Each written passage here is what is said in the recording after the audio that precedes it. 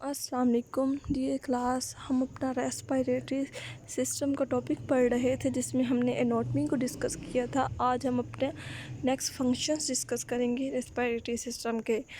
पहला है inhalation and exhalation. The respiratory system help in breathing also known as pulmonary ventilation.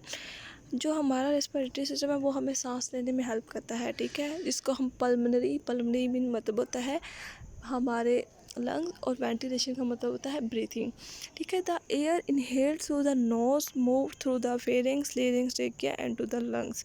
उसके बाद है कि जो एयर है वो हम उसको इनहेल करते हैं, ठीक है, नोज़ के थ्रू, ठीक है। फिर वो कहाँ जाती है, वो फेरिंग्स में जाएगी, फिर लेरिंग्स में, ट्रेकिया में, फिर लंग्स में जाएगी। The air is excelled back through the same pathway. फिर एयर जिस तरह हमने इनहेल किया उसी तरह वो एक्सेल होगी, मतलब फिर लंग्स में जाएगी, फिर लेरिंग्स, फिर ट्रेकिया, वो फेरिंग्स और फिर नोज से एक्सेल हो जाएगी। Changes in the volume and pressure in the lungs aided in pulmonary. इसमें जो है हमारा वॉल्यूम है, जब हम इनहेल कर रहे होंगे तो जो वॉल्यूम है, जो प्रेशर है, वो लंग्स में ज़्यादा हो जाएगा, ठीक है। उसके बाद exchanges of gases between lungs and blood stream inside the lungs. The oxygen and carbon dioxide enter and exit respectively through millions of microscopic sacs called alveoli. इसमें उन्होंने कहा है कि जो हमारे लंग्स में एयर सैक्स होते हैं उसमें ऑक्सीजन और कार्बन डाइऑक्साइड होती है, वो एंटर हो रही होती है और बाहर निकल रही होती है, ठीक है, छोटे छोटे सैक्स की वजह से। The inhaled oxygen diffuse into the pulmonary capillaries bind to haemoglobin and is pump through the blood stream. तो जो हमने ऑक्सीजन इनहेल की है वो कहाँ जाएगी, वो कैपिलरीज में, हमारी जो एल्विलाई के पास कैपिलरीज होती हैं, पल्मोनरी कैपिलरीज जिसे हम कहते हैं, ठीक है, वो लेके जाएंगी हमारी ब्लड में, हीमोग्लोबिन में, ठीक है, जिसके थ्रू फिर हमारा जो ऑक्सीजन है वो आएगा और वो फिर पूरी ब्लड स्ट्रीम में वो पंप कर जाएगा, ठीक है। Carbon dioxide from the blood हमारी diffuse into the alveoli and is expelled through exhalation. उसके बाद जो कार्बन डाइऑक्साइड हमारे ब्लड में होती है वो कहाँ आएगी, एल्विलाई में आएगी और एक्सपेल कर जाएगी एक्सहेलेशन में, जब बाहर निकाल देंगे। उसके बाद नेक्स्ट है exchange of gases between blood stream and body tissues. The blood carries the oxygen from the lungs around the body and release the oxygen when it reach the capillaries.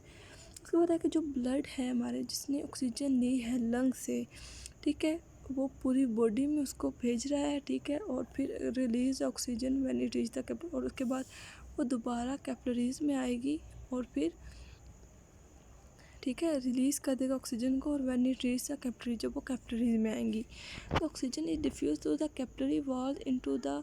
उसके बाद जो हमने ऑक्सीजन ली है वो capillaries की वजह से तमाम बॉडी टिश्यूज़ में चली जाएगी, ठीक है। The carbon dioxide also diffuse into the blood and is carry back to the lungs for release. उसके बाद जो ऑक्सीजन है पूरी डिफ्यूज़ होगी है अगर पूरे ब्लड में, वो सर्कुलेट करने के बाद वो दोबारा लंग्स में आएगी और रिलीज़ हो जाएगी।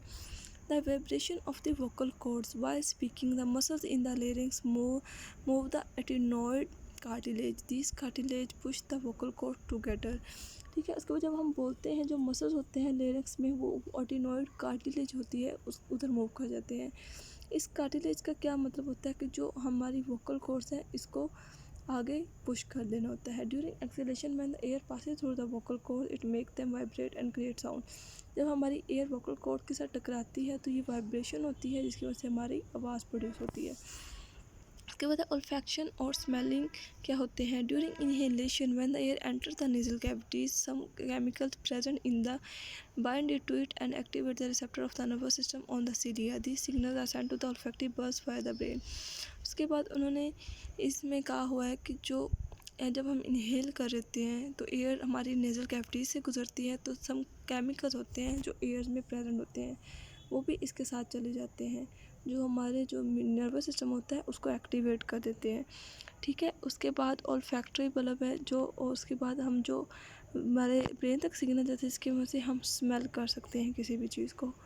बस ये आप लोगों ने इतना ही करना है, नेक्स्ट हम फर्दर डिस्कस करेंगे। ओके, अल्लाह हाफिज़।